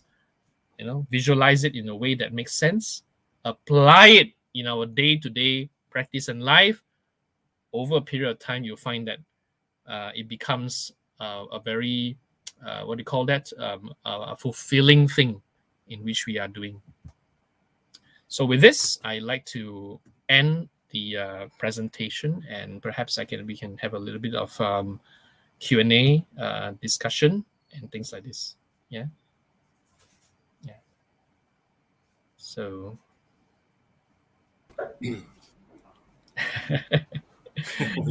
Yeah, sadhu, Tim. sadhu. Yeah, wonderful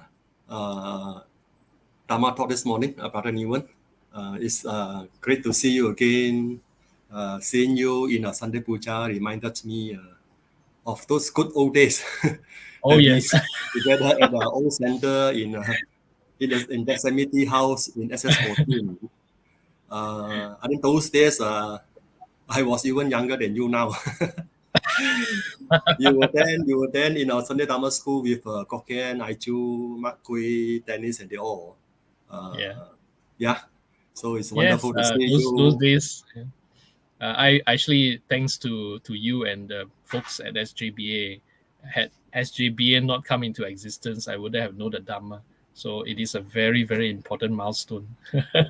Yeah, it's amazing that now we see you so passionate to help to propagate the Dharma for the good welfare and happiness of others. Sadhu to you. And Sadhu for the very good, very inspiring talk this morning. Thank you for sharing. We shall now proceed with the Q&A. Okay. Our brothers and sisters in the Dharma. Oh, if you have any question, you just please key in the comments section. All right. We have the first question from this brother Eric. May I know that how often you review on this self-remark? I think review on what you say as based on your own experience to avoid losing track on your progress.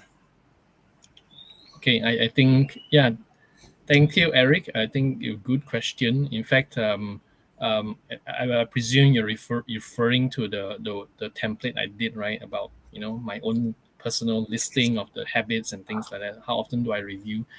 After I have personally, this is something you can do. After I have done the whole thing. Normally, I don't look at it on a day-to-day basis. What I do is it'll be good to point out and select the ones that matter the most at this point in time. So of all the maybe 10 unskillful and the 10 skillful things you want to cultivate, it's good to make some of them more of a priority. So we don't have to review the list that regularly. It can be reviewed maybe once every few months, once a half a year, once a year. Some of us do once a year, but once in every half a year is a good time to take a look at it again and say, so which one I still have, which one I still don't have, and things like that. But it's optional. Seriously, some of us may want to review more frequently. So we take every week we look at it and says, okay. So it's really up to the individual. I would personally prefer to select the ones that are very, very crucial for myself. Like personally for myself, procrastination is a very big habit that I'm still struggling with up to today.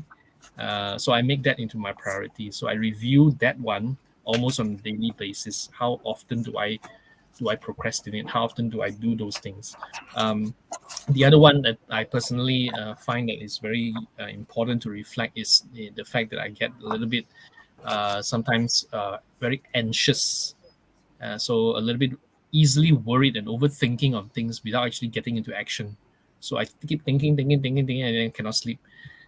So I find that is also not very helpful. So I make those two things maybe my daily, a reminder for the week, and then maybe at the end of the week I just do a review, and maybe just take a look at my list again and just say, okay, this one, how have I been? How have I done? What are and maybe acknowledge what I have done well as well. So the other extension to this question, this is that what we can do is we can have if you have a notebook, which I do, I have my daily journal, and in the journal, what you can do is you can actually, if you do journaling, we can always say what you can use the 3 W's. There are 3 W's. All right, WWW. One hand is called what went well, and the other one is called what went wrong. Okay, so it's a simple tool to say, okay, what went well for me in the last week? These are the ones. What went wrong? These are the ones. What can I do differently? Is a third question. So actually, it's a simple way of reviewing what went well, what went wrong, or what didn't go so well, and what can I do differently. Right? And I think if you can ask ourselves these 3 questions, would be a good review to do that. Yeah. So in order not to lose track of the progress, it's hard if we are not consistent. I think it requires a little bit of getting used to. Most important is to keep our mind focused on what do we want at the end of the day. Do we want to keep repeating those not so good qualities, or do we want a better outcome in life? And if we keep on reminding ourselves on our main purpose, I think no matter how lost we get, no matter how sidetracked we get, we will somehow get back on track lah. Yeah. So so that's my the best I can offer for now based on my personal experience. Yeah, thank you for your very good answer. And I also noticed that I also heard that just now you mentioned about you doing your weekly plan every Sunday. What actually motivate you? What motivate you to have this habit to do your this planning for the week on every Sunday? Yeah, I never used to do that when I was much earlier. I thought that they see the problem with not doing a weekly plan is I get into a routine, and that routine means by the time Monday comes, for example, there will be this appointment, there'll be this work to do, and the habit is always turn on the computer, see what's on the email, and so on and so forth. And that's what we do on a daily basis. Most of us, we read the email, we look at the thing, then we have this meeting, then we do this, and then we have this family obligation, we do this. So after a while, you know what will happen? We get very busy. I get very busy, and then you know what will happen at the end of the week? I notice I've been very busy, forgetting to do the things I'm supposed to do. So what motivated me was a lot more because I missed a lot of things along the way. At the end of the week, that bill not paid, this one not done, that one not, and then you find that it's making me very hard to sleep at night actually, because now I have a last minute problem I cannot solve, and it's already too late, and then by that time I missed the window of opportunity and things like that. So then I decided, to tell myself, look, let's do this. If I don't, and I tell myself, by hook or by crook, I'll do it, even though I have no plans for the week. I'll put it down, and after a while, you notice actually I have some things that I need to get done. So, yeah, that motivates me due to necessity, I suppose. Yeah. Okay. So many of us uncle auntie can learn from you. Okay, we go for the next question. Brother Alfred. Yeah, I think most of us are aware that we are deeply rooted in Loba, Dosa, and Moha. It is good to develop good habitual karma for our own benefit. But many people will find it difficult to do so because they are so entangled by all those family commitment, work demand, society expectation, etc., etc. What's the best way to get ourselves disentangled by all this commitment, society expectation, work demand? Yeah. Thanks. Very good question. This is a very common issue that every one of us face. We are not living in a very ideal world. We are not living also in a monastery where we have all the right conditions for us to be very focused on just doing those things. That's why we respect the sangha so much, because they put themselves into a full-time cultivation, right? We have obligations to our family, we have obligations to work, we have our obligations to many things. And put it this way, loba, dosa, moha are roots. It's not an easy thing to uproot the roots. We need to cultivate. And the beauty of what the Buddha's teaching is that his compassion says that we do not need to rush. One of the things that I noticed about the Buddha's teaching is he's never asked us to do an overnight transformation. It is a constant cultivation of the qualities, and that constant cultivation is spelled out very clearly in what we call the gradual training. So the Buddhist path is a gradual path. It is not a sudden one.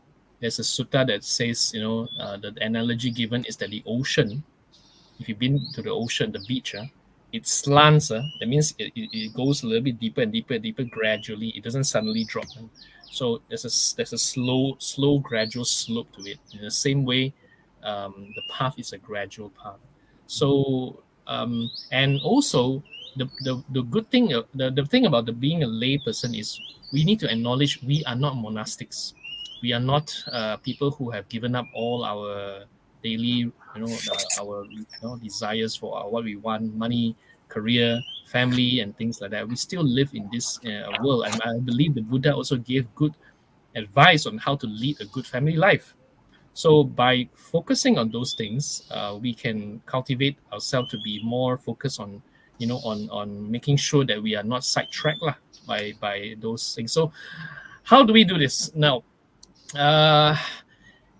I suppose it comes to a point where if we cultivate enough, one of the things is where do we place our priorities?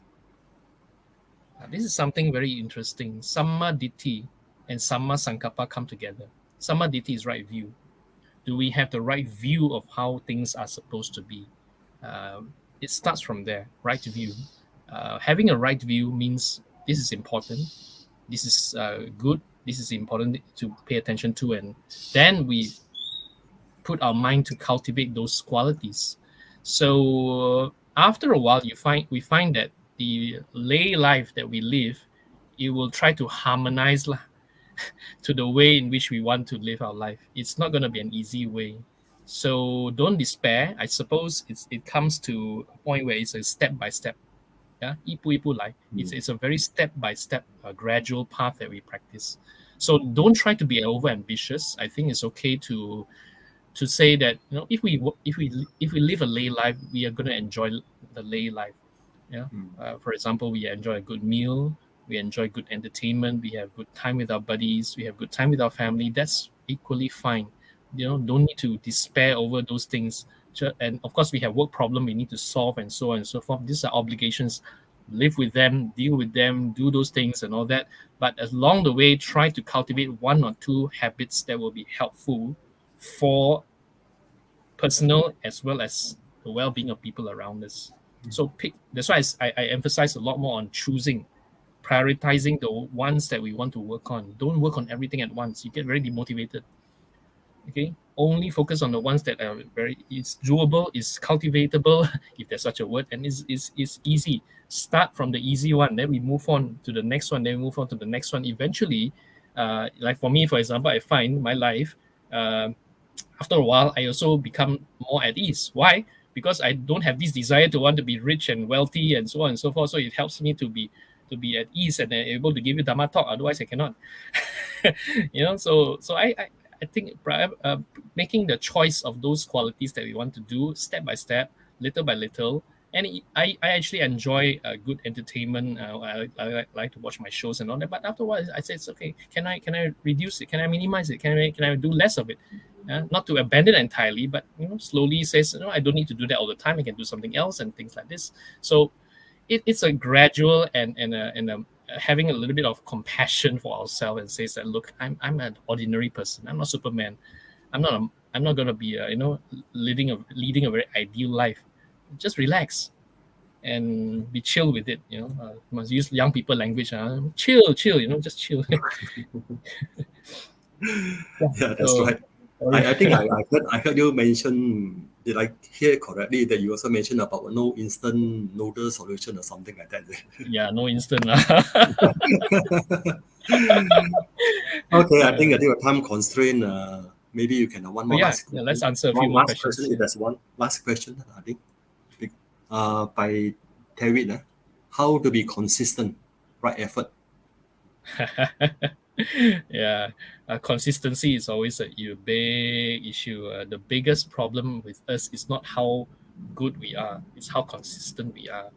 I give you an example. For me personally, sometimes I may feel very good after a meditation retreat, or I listen to a very inspiring Dhamma talk, and I'll be very, very fired up to want to do that, and I start to be very very what do you call that, inclined towards it, and that will be a good motivation for the next 1 or 2 weeks lah. Then after that, I will start to slack because other things comes in. So it's a constant reminder to want to do something more consistently. So what I mean by consistently, it doesn't mean it has to be the same all the time. If I can only relate to you personally, if you do meditation,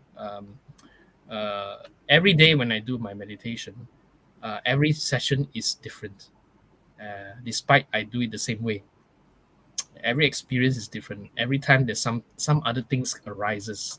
It could be today I think more about work as I try to meditate. The next day, some other thoughts are a lot more coming in. The next day, it could be some other things and so on. So it's never going to be the same. So being consistent simply means we repeat and we do it regardless. I think that's my answer to it. David, to be consistent is to do it, repeat it, regardless of what is the outcome. Because I trust that it's going to lead to some better outcomes in life. And I know that if I can do it over a period of time, it may not see a result today. Just like if you do farming, you sow the seeds, you're not going to see anything one. But over a period of time, you notice that something changed, something is different. Then you and sometimes you can check in with your friends and says, and sometimes they say, hey, you're very different now. Oh, last time I don't see you like that. Now I see you. Hey, you're not too bad. Oh, very different. Then you know you have validated that experience. So being consistent is a mindset, I suppose. It's a mindset that needs to be there. As long as we keep our mind focused, it should be all right. So consistent doesn't mean having the same experience and doing the same thing with the same intensity all the time. No, consistency is quite moderate. We just do it, and then next day we do it, and next day we do it. Just like if you do exercise, you don't suddenly do a very very intense one. Just relax. Be at ease with it, and be building up the habit over a period of time. It needs patience. I wish I can give shortcut here, but it needs patience. Okay, thank you. Sadhu, sadhu, sadhu. Once again, thank you, Brother Nguyen, for this very interesting, educational, inspiring talk this morning, and also your excellent answers to our some of the very excellent question. I saw Didi Chin, maybe there's a few questions that's been posted here. Jade Mac, is it? Or is it? Alfred, yeah. Thanks for your Dharma sharing, Brother Koo. If a person we know, maybe we can pull that up from Alfred, is it? Thanks for your Dharma sharing. If a person we know can't even recognize that he or she has a bad quality, how do we change their perception if we want to help them towards the middle path? Okay. So, yeah. So if a person we know can't even recognize that he or she has a bad quality, how do we change their perception? Yeah, that's hard, Jade. It's hard. If the person doesn't want to see it, it's hard. This is called what we call in psychology their blind spot. Yeah, blind spot means it's a simple analogy for blind spot is, for example, when you tell somebody they got bad breath, everybody else know they got bad breath except the person one. Yeah, so that's called blind spot. So same thing with habits. All of us have our blind spots. When the person is not able to recognize that quality, how do we help them towards the middle path? How do we change their perception? No other way except to always constantly give them feedback. Provided our relationship with the person is well implied, is good, provided we have good rapport with the person, then there's a good chance that from time to time when we give them our feedback, they may be able to, over a period of time, recognize. Sometimes giving feedback needs us to say to also look at what are the examples from their life. For example, we can point out based on, remember last week when I saw you did this phone call with the person, I noticed you were raising your voice, and at that time last Thursday you did that, and I know, and that's why I've been telling you that you need to watch your temper, you need to watch your so based on that instance, these are just additional skills you can have if you really want to help somebody. My advice, practically speaking, if your relationship with the person is good, I think there's a good chance. If your relationship with the person is not that fantastic, that she has to figure out for herself, unfortunately. So the first step is to establish a relationship first, and then from there we can voice out and say, look, you as your friend, not that I want to run you down, but as a friend to you, I would like to point this out to you for your own benefit. If you have a good relationship with the person, they will do it. Then they will not take feedback immediately. Many people, some of the people that we also deal with, according to Buddha, is called not easy to admonish. And even the Buddha was very clear for those people. Even the monks also are like that. Some of the monks, no matter how many times you tell them, no matter how many feedback you give them, they are still going to repeat the thing. So That's where the issue is. So we have to, so the Buddha, even after a while, is also give up and say, this one no need lah. So that's the only way lah, unfortunately. Yeah. So you're right. Some people can't see past their own bad qualities. So we have to learn to, hopefully through our good friendship, start with relationship, and then when this opportunity arises, find a way to give the feedback to them, and find a way to lead them towards what is the right way. Once they see it, once they recognize it, then it's easy.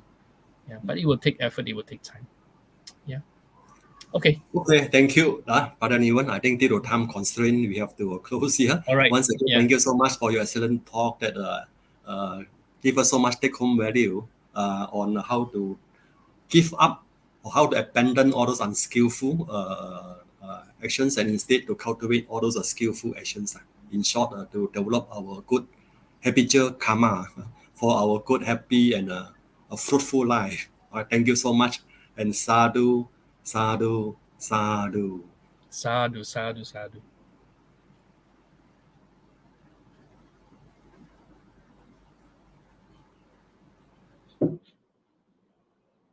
Brothers and sisters, continue to help me to thank the speaker, the Kunivan, for that wonderful talk. And I would like to say that what we have learned so much today is the practical aspect of it, recognizing, break it down, what are skillful or unskillful that we have, whether it's a Ryzen or a Ryzen, making a selection of what you want to reprogram ourselves next week. As we have been taught, repetition, cultivation, development. I like the matrix that the speaker has given us a shortcut and remind us if we want to do it, prepare a personal plan. And the last part was what went well, what went wrong, and how can I do it differently? And lastly, the Buddha's teaching is a gradual path, a step by step to cultivate our quality, our skillful qualities. Brothers and sisters in the Dhamma, this morning many of you have participated in the Sunday Buddha Puja service, listening to this Dhamma, and have a very good discussion during the Q&A sessions. If the merits accrued, let us dedicate the merits to all departed relatives, family, and friends, and all beings. May they rejoice in the merits. During this COVID-19 pandemic, many are being affected. May those who are being affected by the COVID-19 to have a speedy recovery, free from suffering, and be well and happy. And merits to those in the frontliners, the doctors and the nurses. Sharing your merits. Imang no punya bagang mata pitu nancha acharya nancha sabba satanancha sabba mitanancha sabba nyatinancha sabba petanancha sabba devatanancha bhajema. Imang no punya bagang sabba satanang dema sabbe satha sukita hontu. Idang me nyatinang hotu sukita hontu nyatayo. Idang me nyatinang hotu sukita hontu nyatayo. Idang me nyatinang hotu sukita hontu nyatayo. Imina punya kammena mame bala samagamo satang samagamo hotu yava nibbana patiya. Idang me punyang asavaka yavahang hotu idang me punyang nibbanasa pacayo hotu. Sadhu, sadhu, sadhu. Brothers and sisters, before we end, let us pay homage to the Tribhujan. Buddhang pujemi, Dhammang pujemi, Sanghang pujemi.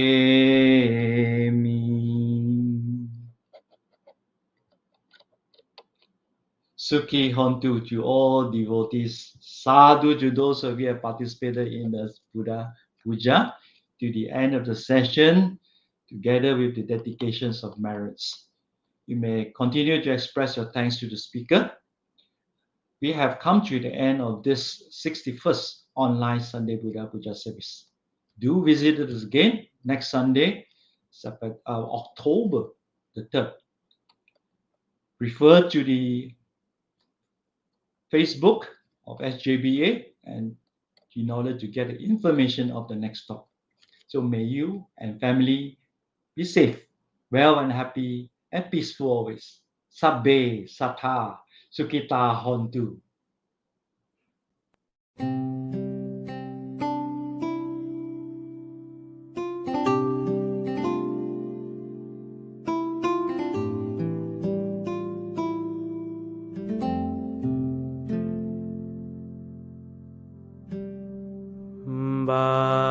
Bahung sahan semabhinim mitesayudantang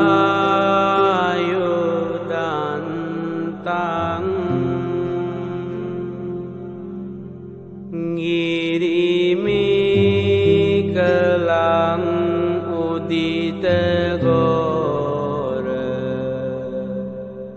Sasena marang